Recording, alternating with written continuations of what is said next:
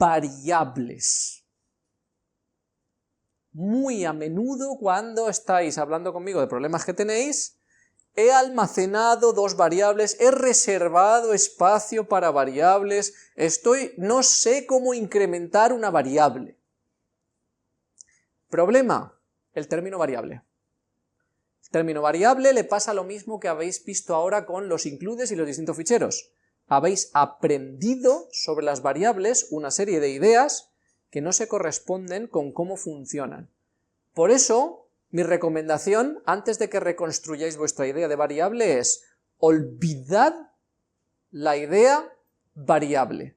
El concepto variable, borradlo de vuestra mente. No lo utilicéis. ¿Qué utilizamos en su lugar? Datos. Tengo datos en registros, tengo datos en RAM. Los datos ocupan un byte, ocupan 2 bytes.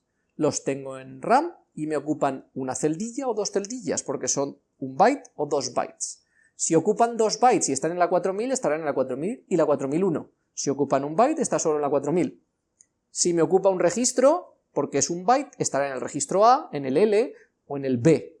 Si me ocupa 2 bytes, 2 registros, normalmente lo cargaré en HL, en BC o en DE o en IX. ¿Sí? Datos. ¿Por qué? Porque una vez cambiamos variable por datos, muchas de las cosas que tenéis como problema se vuelven claras. ¿Cómo incremento un dato que tengo en un registro? Por ejemplo, si lo tengo en el registro HL, ¿cómo incremento el dato que tengo en el registro HL? IncHL, ¿no? IncHL. Incremento lo que hay en HL, si es un dato, lo incremento, ¿sí? ¿Cómo incremento lo que hay como dato guardado en la posición 4000 de la memoria?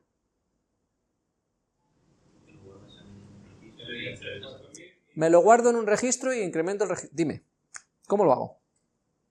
Pues lo cargas LD, LD, HL, HL, no, bueno, no, en A, en A, venga, en A, y entre paréntesis la posición de memoria. 4000, Y luego incrementas A, incremento A, y lo vuelves a guardar. LD, entre paréntesis 4000 A.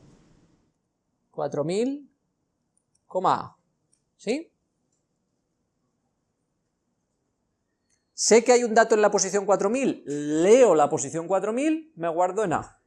Modifico A, escribo en la posición 4000, lo que hay en A. ¿Sí? Otra forma de hacer esto.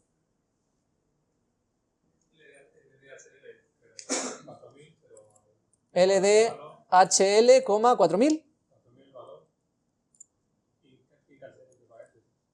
IncHL, entre paréntesis. ¿Así? ¿No? ¿Es así? HL, meto 4000, que es la posición de memoria de la RAM que quiero cambiar, y hago inc de esa posición de la RAM que marca HL. Y fijaos que no estoy diciendo apunta, estoy usando otros términos para que os quede claro.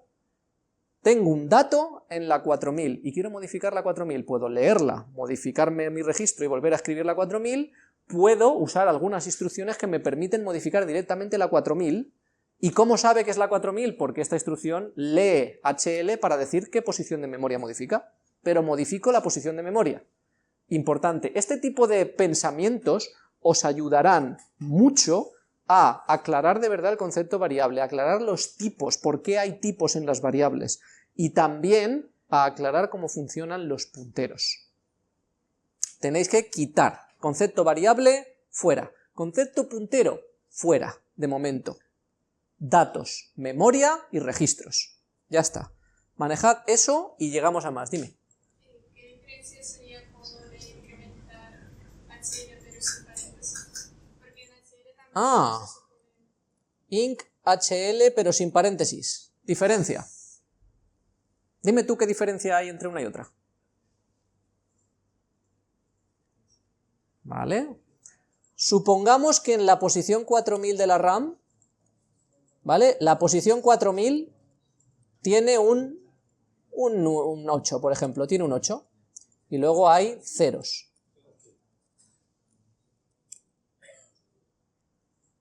Después de esta instrucción, ¿qué cambia?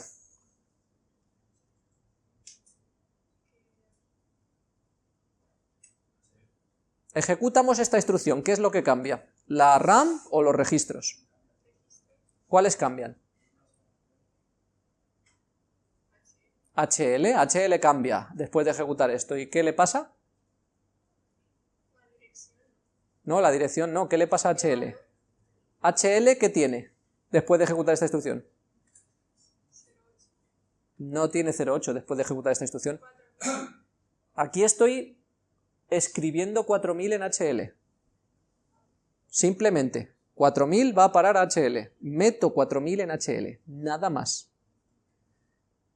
Otra cosa importante. Cuando pensamos en datos, en vez de variables o punteros, los datos ni son direcciones, ni son números, bueno, números son siempre, ¿vale? Pero no son direcciones, no son valores, no son variables, no son contadores, son datos.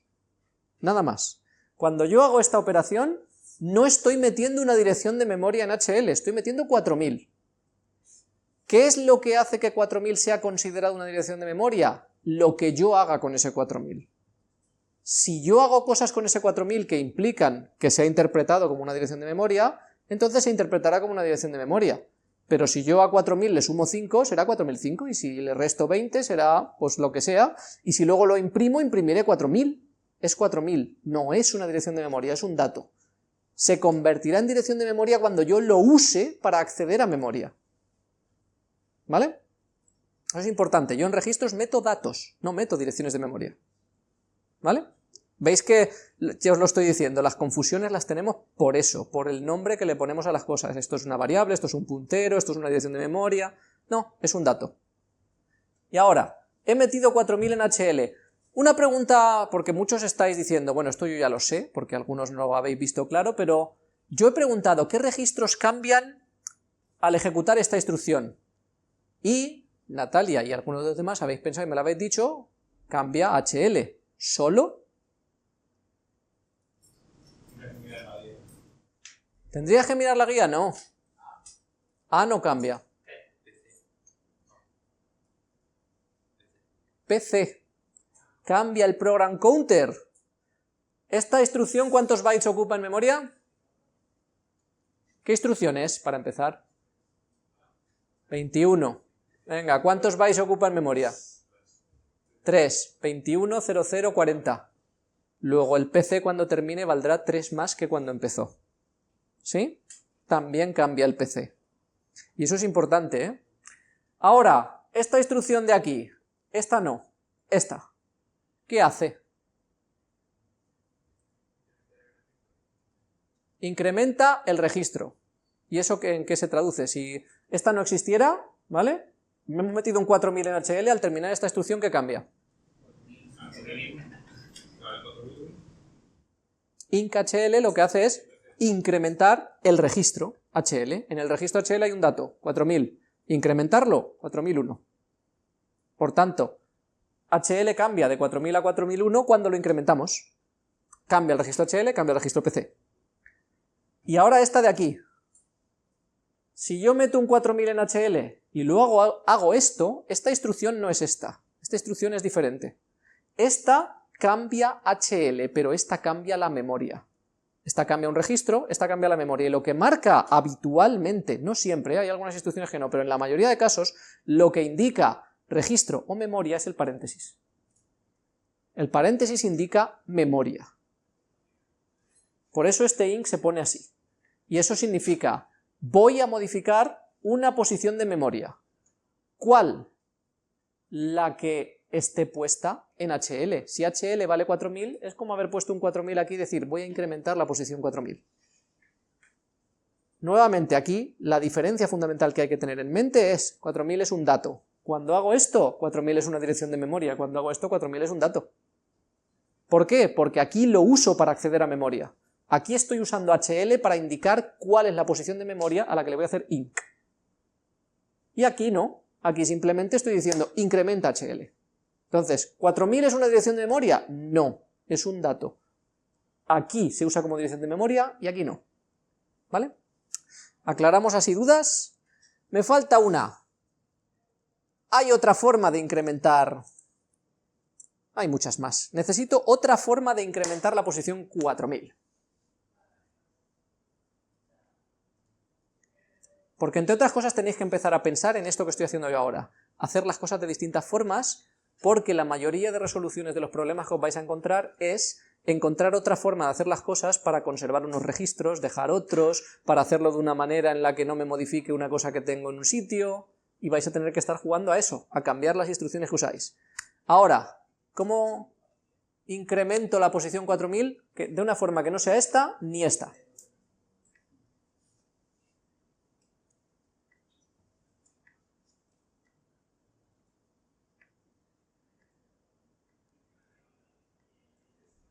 ¿No? ¿Os digo una? ¿Cuál? Utilizar otro registro. ¿Cuál? IX. Venga, dime. Venga, di. Sí, igual que el de arriba, LDIX. LDIX, 4000 hash, INC. Sí. Y de hecho existe porque, entre otras cosas, IX, II y HL son registros hermanos. O espejos, según lo queráis ver. IX y HL comparten todas las instrucciones. IX e II son versiones extendidas de HL. Salvo un tipo de instrucciones que tiene IX que no las tiene en ningún otro registro, porque son registros índice. La que me permite hacer esto de esta manera. Por ejemplo,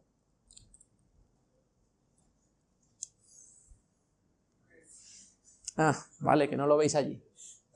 Esto también incrementa la posición 4000. Meto un 4005 en IX y le digo que incremente la posición de memoria IX menos 5, que es la 4000. Sí, a ver, puede ser para reírse, divertido, pero ojo. En algún punto he visto eso y no. Este tipo de creatividad es la que os va a ayudar a resolver los problemas, es decir, el pensar de formas diferentes. Esto es simplemente IX más 0, porque IX tiene esta propiedad. IX e II, los dos registros, se llaman índice porque funcionan como si fueran el índice de un array o de una estructura. Es decir, yo tengo una dirección de memoria y la utilizo para acceder a todos los bytes que están alrededor de esa posición de memoria, lo cual me interesa si yo tengo una estructura de datos en memoria, tengo la dirección de inicio y puedo coger el campo más 1, el campo más 5, el campo más 7, el campo más 8, y así estoy leyendo los campos de una dirección de una estructura que tengo en memoria. Vale, otra forma, con add. Dime, Natalia. A ver, primero hay que pasar Primero di al registro A. ¿Con LD? A, luego coma, ¿Sí? paréntesis, 4000, ¿Sí? ¿Y luego? luego A, A1, A, No me hace falta el A. ¿Qué más?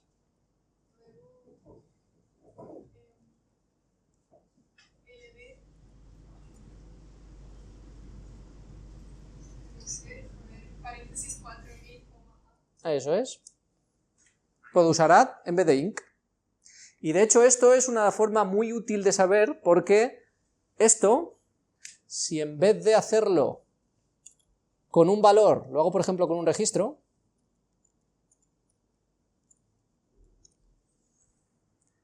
esto de aquí ya puedo utilizarlo con un valor variable.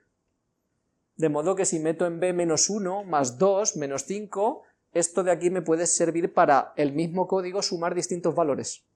Lo cual es muy útil en juegos para jugar con posición y velocidad. Si yo tengo una velocidad más 1 o menos 1, el mismo código me sirve para moverme a la izquierda y a la derecha.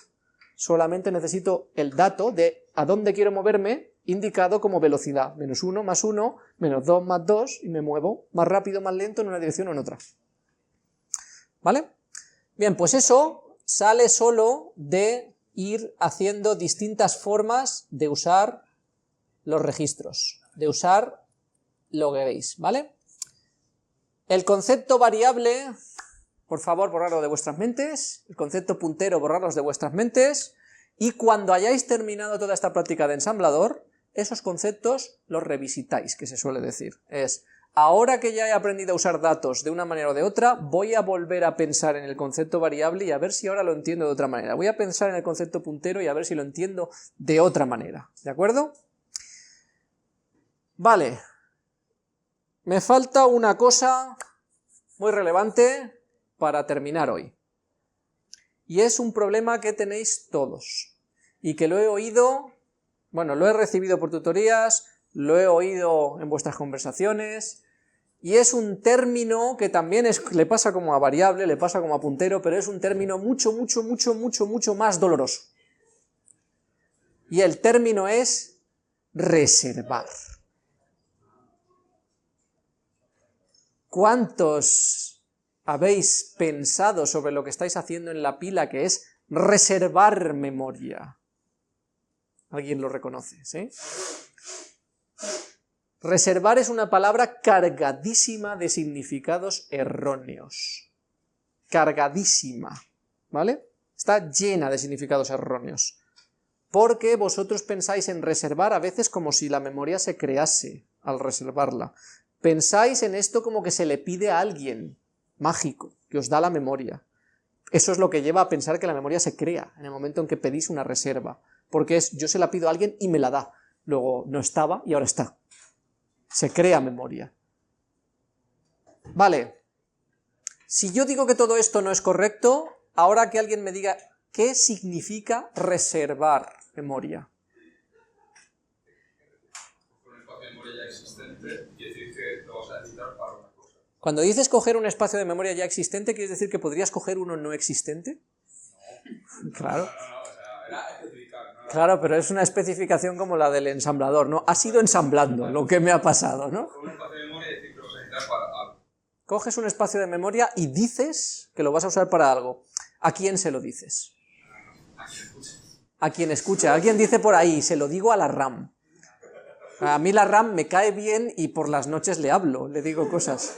Oye RAM, mañana te voy a usar para esto. O sea, Stack Pointer.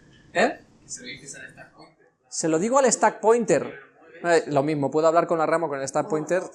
Quiero decir, en cualquiera de los dos lados un psicólogo va a venir a visitarme. ¿Con qué hablas tú? Es decir, hablar con un perro o con un gato es mucho más normal que hablar con el stack pointer. ¿Vale? Cuando hablamos de reservar, voy a haceros una pregunta fuera de informática. ¿Cómo se reserva un asiento del cine? ¿Le decimos algo al asiento? No, esa aplicación. Se lo digo a la aplicación. Supongamos que no hay informática. ¿A quién se lo digo? Pues al demostrador. Al del mostrador. ¿Para qué? Para que digas, asiento le toca. Ese asiento le toca a este. Te lo apunta, ¿no? O sea, lo apunta a él y dice, este asiento... ¿Para qué reservas el asiento? Para que no se siente otro. Esto es lo más importante, y ojo, es una tontería, pero es lo más importante del concepto reservar. El único motivo por el que queremos reservar memoria es porque queremos darle un uso único y no queremos que alguien o algo lo sustituya equivocadamente. Nada más. Y esto no implica tener ni siquiera que apuntarlo en ningún sitio. No implica apuntar nada. ¿Por qué? Imaginemos que yo hago un programa y yo decido que voy a tener un dato en la posición 1, uno en la posición 2 y uno en la posición 3. Y son 3 datos, los clásicos de voy a sumar la posición 1 y la 2 y lo voy a escribir en la 3, ese programa que tanto nos mola para aprender a programar, ¿vale? Pues ese. Decido que voy a hacer eso. ¿Necesito apuntarlo en algún sitio o me basta con ir poniendo ld a,1 sumo a,2? Si yo ya sé que en el 1 guardo una cosa, en el 2 otra y en el 3 otra, y soy yo quien programa, la reserva la estoy haciendo mentalmente, es decir, el 1, el 2 y el 3 los voy a usar así. ¿Puedo hacer eso? ¿Sí me acuerdo de todos? Sí. ¿Qué me impediría hacer eso? quedarme sin memoria, pero si uso el 1, el 2 y el 3 no pasa nada. ¿Qué más cosas me pueden impedir que yo diga, quiero guardar en el 1 esto, en el 2 esto, en el 3 esto, y luego hago con ellos lo que quiero? Que el programa pase por ahí, claro, si el programa pasa por ahí, si el program counter pasa por ahí, puede ocurrir que es que yo lo haya programado mal, porque si donde están mis datos hago pasar el program counter para que los interprete como si son instrucciones, alguna pata he metido en algún sitio, ¿no? ¿Qué más cosas pueden pasar que me impidan usar el 1, el 2 y el 3? Porque vosotros estáis acostumbrados en PC a hago new, hago delete y cosas así, ¿no? Reservo, o si no lo hago yo, me lo hace Python, ¿vale? Porque él crea sus cosas y luego las borra y tiene un colector de basura y esas cosas, ¿no? Pero en algún momento se hace una reserva y luego se libera, ¿no? El sistema operativo no es el... ¿Por qué? ¿Por qué se encarga el sistema operativo de eso?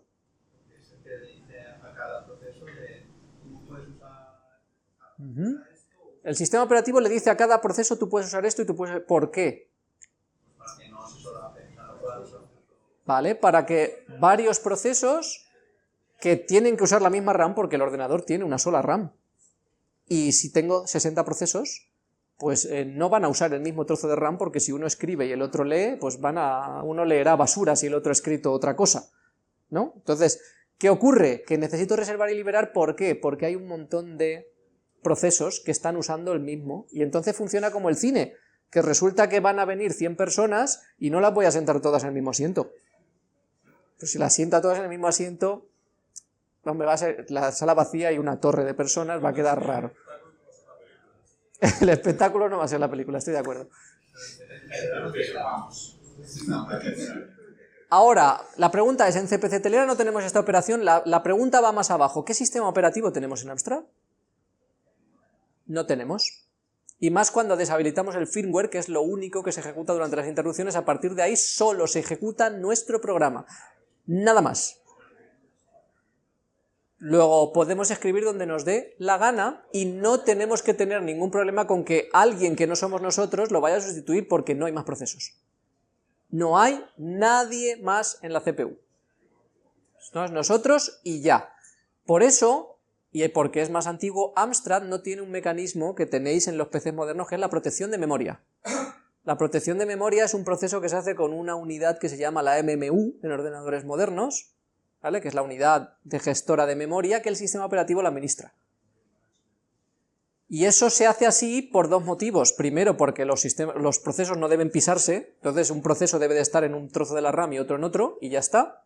Y también porque uno no debe de poder leer aleatoriamente posiciones de RAM.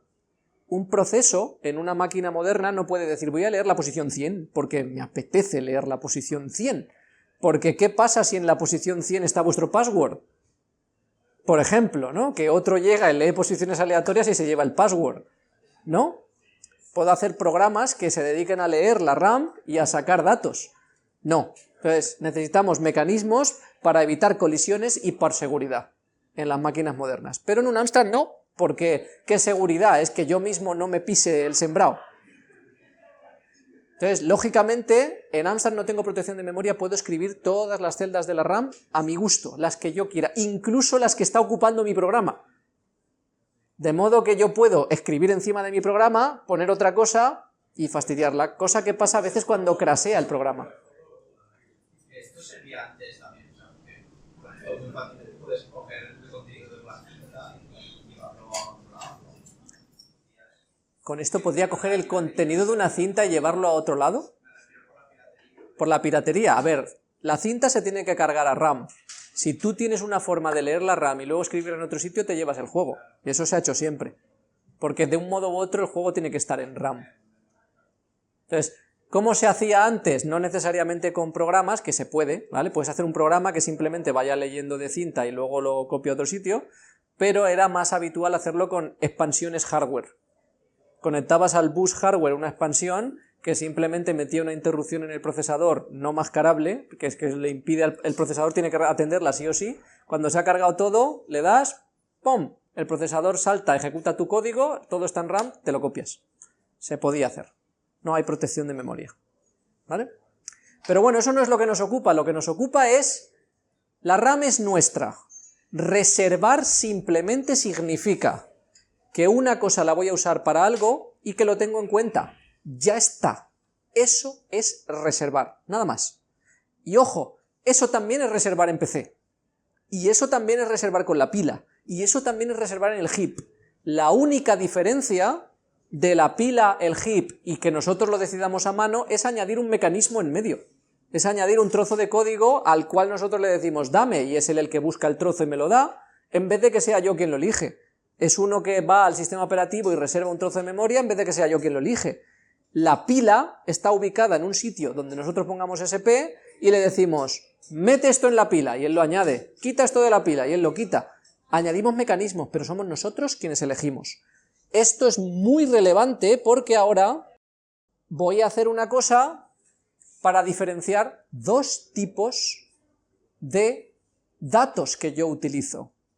Uno de ellos son los datos temporales y otros son los permanentes, y normalmente les llamamos con otros términos, pero temporal y permanente me parece mucho más descriptivo. ¿Qué otros términos se utilizan para los datos temporales y permanentes?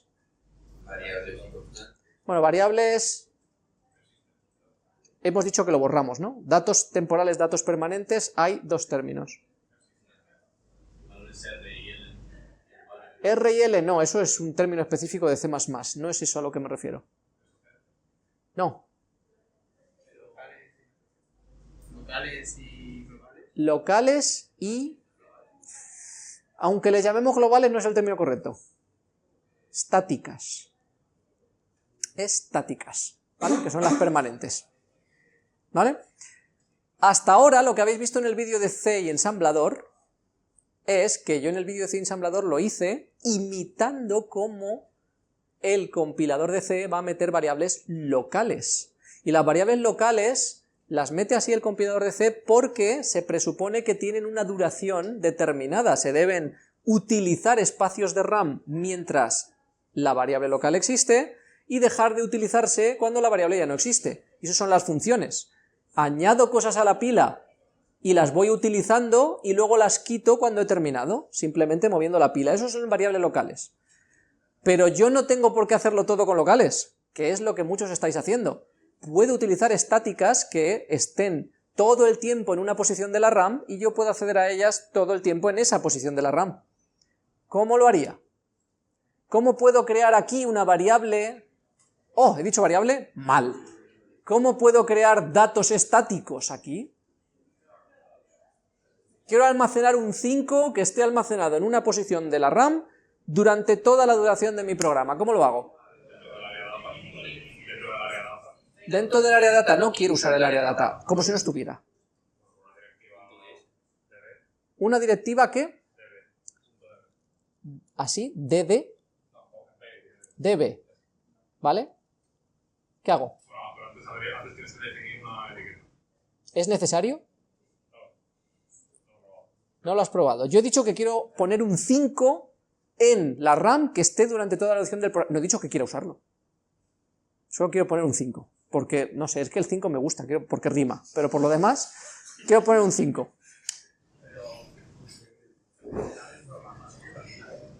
Pues podría poner un 7, pero es que no rima. ¿Qué más? Porque he puesto punto de B, pero ¿cómo se...? El número. 5, ¿sí? No es necesario. No. La almohadilla solo es para ponerla en sitios donde puedes poner un número u otra cosa, para diferenciar el número de otra cosa, pero ahí solo va un número. Dime.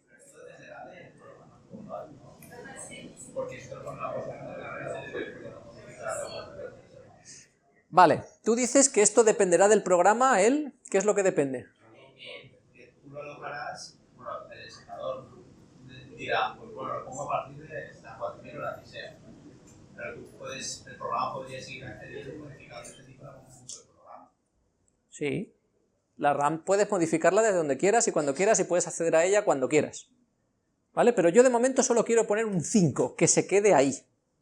Y ya está.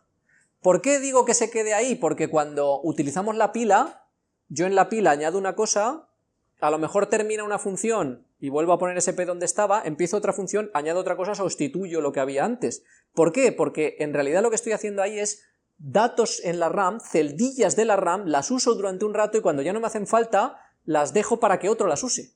Y cuando digo otro, es yo soy una función y otra función la usará para otra cosa. Que eso es lo que tenemos que tener en cuenta. Cuando digo otro, no es otra persona, no es otro programa, es otro trozo de mi código. ¿Vale? Y por eso son locales, o también, como se llaman en C++, automáticas, porque se crean y se destruyen las variables, es decir, se ponen un dato en memoria, aumentando, en este caso, reduciendo la pila, y aumentando la pila se quita. Se deja para que esas celdas de memoria se utilicen luego para otra cosa. Pero yo aquí no, yo aquí lo que estoy haciendo es pongo un 5 en una posición que no es directamente de la memoria, aunque acabará siendo de la memoria. ¿Por qué? Cuando ya ha calculado todo lo que ocupa el programa, dice una posición libre. No, no va a hacer eso. ¿Queréis saber lo que va a hacer? Venga. Voy a ensamblar. Y no ensambla porque hay una cosa que habíamos dejado en main 9, el init everything, que ahora mismo, ¿qué me falta? Este símbolo no está definido aquí, está definido en el initer, ¿no? Entonces, este símbolo tendré que decirle, oye, este símbolo es global. Global init everything, ¿vale? Porque lo voy a usar, ¿sí? Voy a recompilar. Es. Ahora tengo otro error, también con init everything, pero en otro sitio. ¿Qué ha pasado? Faltan los 2 puntos a la etiqueta. ¿Por qué? Para definirla como global. Una vez más, la diferencia entre declaración y definición. En este fichero main, yo declaro que existe un símbolo global, pero este símbolo global no existe. Porque donde esto debería de haberse definido como global, se define como local. Y por tanto, este símbolo existe solo mientras se ensambla el fichero initer. No llega al linker, y entonces el otro, que es main, dice, este símbolo global existe, y cuando llega al linker, el linker dice, no, esto no existe. En la definición yo tengo que definirlo como global, y en el otro sitio declarar que existe como global. ¿Vale? Si no, no llega al linker la definición, que es lo que de verdad me va a decir dónde está el símbolo, que es aquí, ¿vale? Ahora sí, ¿se ha entendido este paso? Bien, pues ahora lo que estábamos, que es esta parte de aquí. Este 5, ¿dónde narices ha ido a parar? ¿Cómo puedo mirarlo? ¿Dónde miro yo? En el map. No. En el map solo voy a ver símbolos globales. Que esa es otra cosa, el fichero .map solo muestra símbolos globales. Si un símbolo no es global, ahí no sale. Y solo símbolos. Luego ese 5 no es un símbolo, eso es un número, un dato que he puesto ahí. Hemos dicho que el ensamblador traduce, ¿verdad?, a código máquina. ¿Cómo puedo ver yo el resultado de esa traducción para saber qué ha hecho? Hay una carpeta OBJ, ¿vale? Y en la carpeta OBJ tengo un montón de cosas. Una de ellas podría ser irme directamente a ver el binario. Yo podría ir a ver el binario, a ver dónde está, pero esto es el fichero main.s. ¿Cómo puedo ver qué ha pasado con el fichero main.s? Pues aquí. Tengo un main lst y un main rel y un main rst y un main sim, que ya sabéis que son los símbolos, ¿vale? Pues este lst y este rst son los dos en los que veo la traducción a código máquina, y particularmente el rst es posterior al linkado, que es el que me muestra. Fijaos, lo voy a hacer más pequeñito para que se vea. ¿Qué es esto?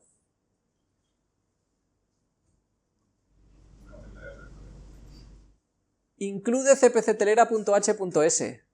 Esta es la primera línea del fichero, y entonces ¿qué ha hecho? Copiar cpctelera.h.s, que es todo esto. Y todo esto, y todo esto, y todo esto, y todo esto. A ver si pensáis que cuando incluís stdio.h o iostream son más largos, ¿vale? cada vez que los incluís. De hecho, son tanto más largos que solamente incluir IOStream en un fichero aumenta los tiempos de compilación sensiblemente. Solo incluirlo, porque todo eso hay que compilarlo en cada fichero que lo incluye. Fijaos. Y todo esto, y todo esto, y todo esto, y aún sigue, ¿eh? Ahí hay cosas, fijaos, os suena, ¿eh? Los key, lo vimos el otro día, están ahí. Mira, qué guay. Todas las declaraciones y definiciones, como veis, de símbolos, están ahí. Y ya estamos llegando a nuestro código. Este es nuestro código. ¿Vale? Aquí vemos la línea 2 de nuestro código, todo lo anterior era la línea 1 de nuestro código, esta es la línea 2, ¿vale? Porque es el include, aquí van mis globals para incluir, que aquí salen mis globals, como veis, y aquí salen también mis definiciones de símbolos, y ya llegamos a la línea 3 del código, en la línea 5009 del fichero es la línea 3 de mi código, ¿vale? Todo lo anterior eran los includes. Y venimos aquí, ¿y qué hace? db5, mirad lo que pone.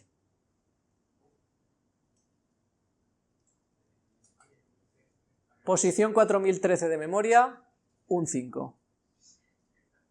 Vengo aquí, call init everything, posición 4014, cd 0040, 4017. La traducción de todos los ficheros de ensamblador es así, uno por uno, y como cada fichero es una entidad única, los ficheros, la traducción se pone uno, a continuación otro, por tanto esto es todo seguido en memoria, siempre. Por tanto ese 5 va a estar aquí delante, la única forma de que no estuviera seguido es que esto estuviera en otro área, porque las áreas sí que permiten reposicionarse, pero por eso lo ponemos todo en un área, para que sea más cómodo, sabemos que todo estando dentro del área code, todo está seguido, donde nosotros lo pongamos. Así que esto está en la 4013, porque antes hay 13 cosas que vienen de otro sitio. Esto es porque lo hemos visto en el main RST. Si miro en el LST, es muy similar, me voy a ir al final, y ahora aquí al final, veréis que es muy similar, pero no igual. ¿Qué cambia? Que empieza en el 0. ¿Por qué? El 5 ya no está en 4013, está en el 0. ¿Por qué? Yo he dicho antes el por qué. Hay más cosas aquí que llaman la atención. Voy a hacer un poco más grande, que a lo mejor así lo veis mejor. ¿Qué más cosas os llaman la atención? Mirad la traducción de call. ¿Qué ha pasado? CD 0000. Que no sabe dónde está, no sabe qué vale, no sabe qué significa. Mirad, call cpct isEnIkeyPressed, cd 00. Call cpct scan keyword, cd 00. ¿Por qué? Esto es antes del linker. Esto es el resultado de ensamblar, el LST. Y el RST es el resultado de linkar. Y así es como vemos la diferencia entre uno y otro. Claro, al ensamblar el fichero está solo, es él solo. Por tanto, el primer byte que se traduce está en la posición 0. Porque esto es, en este fichero empieza en la 0. Luego, ¿qué ocurre? Que el linker llega, junta uno, junta otro y dice, este empieza en la 4000, termina en la 4020. Por tanto, este empieza en la 4021. Oye, todo empieza aquí en la 4021. Ya está, ese 0 más 4021. O más 4013, como hemos visto antes. Que nos vamos al RST... Y aquí tenemos más 4013, básicamente, porque el linker ha puesto algo que ocupa 13 delante. ¿Qué puede ser lo que ocupa 13 que va delante? El initer, vamos a verlo, me vengo al RST del initer y... tachan, 4000. Init everything está en 4000 hasta 4012 y a continuación el otro fichero. Ha puesto este primero y el otro después. ¿Sí? Parece lógico, este es el que primero ensambla y el otro es el que se ensambla después, ¿no? Fijaos más cosas detalladas e interesantes, mirad lo que pasa aquí. cblue igual a 0, y aquí pone estos ceros, y aquí un 1, y aquí un 2, y aquí un 3, pero fijaos dónde lo está poniendo porque las columnas importan. Esto es dirección de memoria, esto es código máquina, esto de aquí es lo que vale ese símbolo. Y esto es importante porque los símbolos, como habéis visto, se pueden hacer operaciones matemáticas. Si yo en un símbolo le pongo un montón de operaciones matemáticas, el resultado va a salir ahí. Entonces puedo ver el resultado que da en estos ficheros. Estos ficheros son extremadamente útiles para que todo cuanto vosotros hagáis, miréis ahí si está traduciendo lo que debería o no, porque a veces vais a tener que mirarlo para ver que la traducción hace lo que vosotros queréis. Y a veces para ver si lo que vosotros pensáis que debería pasar es lo que está pasando o no. Y ahora que yo he puesto aquí un db5, viene el por qué pongo una etiqueta. Si yo aquí pongo una etiqueta como entities, que es una etiqueta global significativa, y yo pongo entities, y yo ahora ensamblo, y me voy a ver mi main rst, veréis que entities, y pone un 4013 aquí, ¿por qué?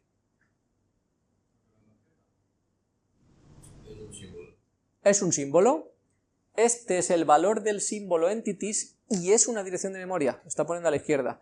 El valor del símbolo cblue lo ha puesto aquí arriba, que lo habéis visto. ¿Por qué? Porque no es una dirección de memoria. Las etiquetas particularmente están diseñadas para identificar posiciones de memoria, aunque sean símbolos igual que los otros.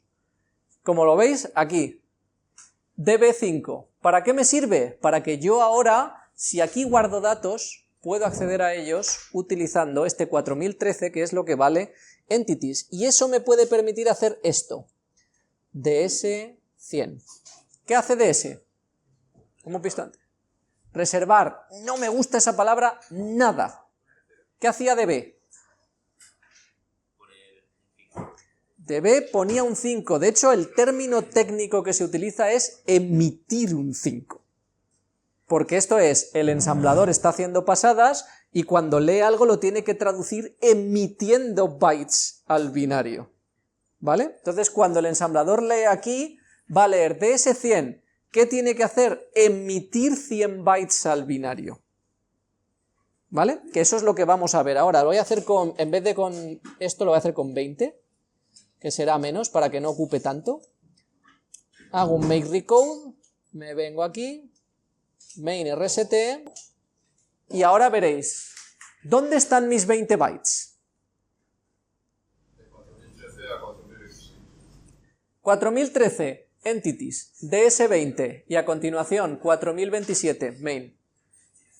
Ahí están todos esos bytes, que van a ser particularmente ceros, porque cuando decimos que meta x bytes, pues ceros, ya está. Esto significa que van a haber 20 ceros seguidos en mi binario, porque un binario es byte a byte lo que hay en la memoria y no hay ninguna otra forma de que si yo he metido 5 bytes en un binario y quiero meter los otros 5, 20 más abajo, hay que meter los 20 del medio, porque el binario es desde el primer byte hasta el final todos los bytes de la memoria. Por tanto, en ese binario habrá que meter 20 bytes. Si tenemos el binario, que estará... Este es el IHX, este es el bin, que no lo muestra, el IHX lo veremos mejor.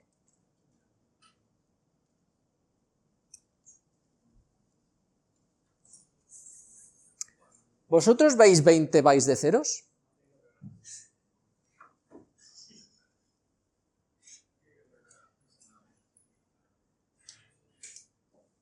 ¿No?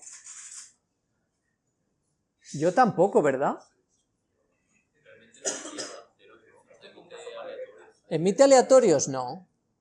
¿Y si en vez de 20 pongo 100? Ponemos 100 a ver si así lo vemos. Y ahora... ¿dónde lo tengo? Aquí.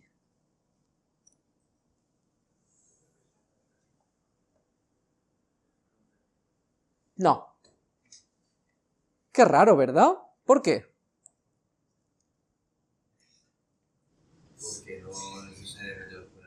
Porque no necesariamente los pone a cero. No, no es por eso. Voy a probar a hacer un exdump de el binario, que es el typedev.bin.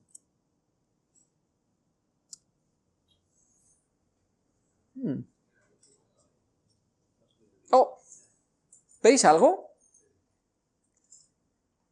Aquí veis un C9. C9, ¿qué instrucción es? Esta hay que sabérsela. No, C9 es red. Por eso hay que sabérsela, porque marca el final de las funciones. Red, C9. ¿Este red de dónde es? Del init everything. Porque justo a continuación del init everything, ¿veis los ceros? ¿Y veis un asterisco que marca aquí 20 hasta 70, todos son ceros? Esos son todos mis ceros. Sin embargo, en el IHX no estaban. ¿Por qué? No, el linker no se salta los ceros.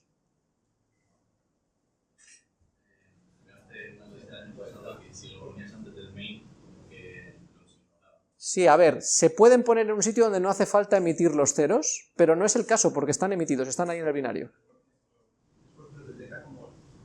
No, es por una razón mucho más liviana y sencilla. Esto es un binario y el IHX no.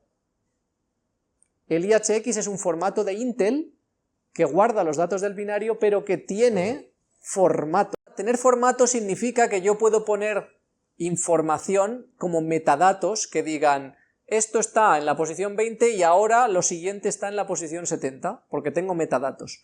Un binario no tiene metadatos de ningún tipo, es el primer byte, el segundo, el tercero, el cuarto, el quinto, el sexto y ya está. Por tanto, cuando yo quiero pasar del byte que está en la 4000 al cual que está en la 4020, tengo que rellenar los demás bytes. No hay más remedio. ¿Vale? Bueno, esto es una pista para cómo podéis hacer un array. Esto es un array. Que esto os lo he preguntado a varios y os lo voy a resumir ahora antes de terminar. Un array no es más que datos del mismo tipo seguidos en memoria. Una posición donde empieza, y si tengo bytes, pues tengo el primer byte, el segundo, el tercero, el cuarto, el quinto. Si en vez de tener bytes tengo entidades, y cada entidad ocupa 4 bytes, pues tendré los 4 bytes de la primera entidad, los 4 bytes de la siguiente, los 4 bytes de la siguiente. ¿Por qué un array es así? Por una razón muy sencilla, porque así, sabiendo la dirección de inicio y una posición en el array, puedo acceder a cualquier dato. Porque es la posición de inicio más el índice que yo le dé, por ejemplo, cuando quiero acceder al índice 5, multiplicado por lo que ocupa un dato. Y ya llego a la posición donde está el dato que yo quiero. Así es como puedo meter arrays. Simplemente son ristras de bytes. Y las ristras de bytes, que son los arrays, me sirven para poder acceder a los elementos solo sabiendo la posición de inicio y la posición del array, y recorrerlos. Igual, parto de la posición del array, y cuando quiero saltar de un elemento al segundo solo tengo que sumar tantos bytes como ocupe el elemento. ¿Se suele declarar el número exacto de bytes? Si yo, por ejemplo, a la hora de... Nosotros tenemos max pues no es declarar, esto es definir, porque estoy definiendo bytes que van a mi binario que irán a la memoria. Estoy creándolos. Vale, pues nosotros sabemos que el strut ocupaba un strut de 7 bytes y max es 40. Nosotros tenemos que decir los a sabiendas que es lo máximo, o tú declaras ya. Esa pregunta que es, ¿yo tengo que definir exactamente lo que quiero o puedo definir otra cosa? Eso tiene una respuesta fácil. Eres tú quien va a controlar esos datos. Si yo, por ejemplo, aquí pongo 100 bytes y luego llegado un momento necesito 120, ¿qué va a pasar con los 20 adicionales? No, a saber dónde los coge no. El a saber dónde los coge, no, porque yo he dicho una cosa especial de los arrays, que son seguidos en memoria. Los arrays no pueden tener huecos, porque si tú un array tiene huecos, ya no puedes hacerlo de dirección de memoria inicial más 20 por 5 igual a la posición final. Si hay un hueco no podría hacer eso. Los arrays siempre, siempre, siempre, todos los elementos son seguidos sin huecos. Siempre. Si no, no es un array. No puedo coger datos, ni él los coge, no hay un él, soy yo. Es mi programa, soy yo quien decide dónde pongo las cosas, no hay un él. ¿Vale? Entonces, si yo he puesto ahí 100 bytes, quiere decir que en esta posición de memoria van a venir 100 ceros, que por tanto no están ocupados con datos del programa ni con otra cosa, y hay 100 ceros, y por tanto yo los voy a usar para algo. Eso es mi reservar. He puesto 100 ceros en el binario, cuando el binario se cargue a RAM, se cargan 100 ceros en una posición. Ahí sé que hay 100 ceros, lo voy a usar para otra cosa, ya está. Pero si quiero usar 120, y yo empiezo a escribir, los 20 que pasan de 100 los voy a escribir a continuación, que es donde está escrito esto. Sobreescribiré eso.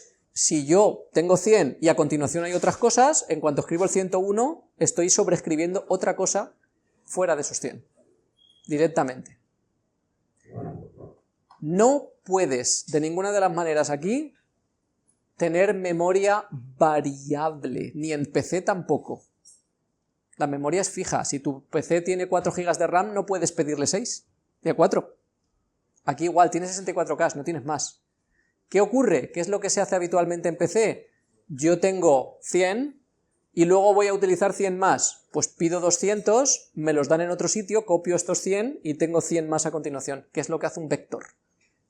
Un vector de C es un array dinámico, pero es un array, tiene que estar seguido. No puede meter 100 en un sitio y 100 en otro. Tiene que estar seguido, por tanto, como tiene que estar seguido, si tú has pedido 100 bytes en un new, cuando luego necesitas 200, se piden otros 100 más, ¿vale? Que eso no lo haces tú, lo gestiona Vector por dentro, pero da igual, pides 100 más, no pides 100, pides 200 directamente, que te los dan en otro sitio, copias los 100 que tenías y ya tienes espacio para otros 100. ¿Vale? Aquí no, aquí tú pones tus bytes. Entonces lo normal, ¿qué es? Si voy a hacer un juego cuyo máximo son 20 entidades, reservo espacio para 20. Pongo ahí los bytes que voy a necesitar para tener 20. Que no, puedes hacerte sistemas más complejos de memoria, porque lo mismo que tienes la pila y dices, ahora meto unos bytes, ahora los quito, ahora meto unos quito, pero ojo, cuando uses 100 bytes, usas 100 bytes. La memoria no sale de un pozo de donde hay memoria infinita, está en un sitio. Y eso significa que no puedes poner toda la memoria que quieras, que cuando metas más, si fuera la pila igualmente, la pila tienes que dejar espacio con el programa. El programa tiene que acabar aquí, la pila empezar aquí, la pila irá creciendo. Si la pila llega hasta el programa, lo sobreescribirá. Es así de sencillo. Lo mismo que esto. Si tú aquí tienes 100 y a continuación está el CD del call, si escribes en el byte 101, cambias ese CD. Directamente. ¿Vale? Muy bien. Creo que por hoy ya ha estado bien, ¿no?